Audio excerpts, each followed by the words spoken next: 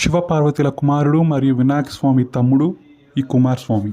కుమారస్వామి దేవతలందరికీ సేనాధిపతి మరియు కుమారస్వామి వాహనం నెమలి.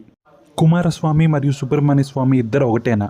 దాని వెనుకున్న పురాణాలు ఇప్పుడు తెలుసుకుందాం. కుమారస్వామి మరియు సుబ్రహ్మణ్య స్వామి ఇద్దరు ఒకటే. కుమారస్వామి మానవ రూపంలోనూ సుబ్రహ్మణ్య స్వామి మహాసర్ప రూపంలోనూ దర్శనమిస్తారు.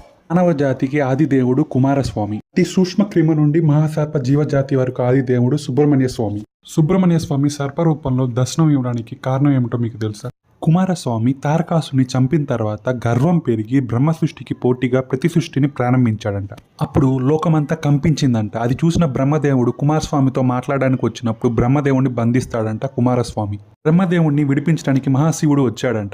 ఆ తర్వాత కుమారస్వామి తన తప్పును తాను తెలుసుకొని తన కారణంగా బ్రహ్మదేవుడి శరీరంపై గాయాలు అయ్యాయని తెలుసుకొని తను మహాసర్పంగా మారి ముళ్ళ పొదల నుంచి పుట్టలోకి వెళ్ళి తపస్సు చేసి తన తప్పును తాను తెలుసుకుంటాడు.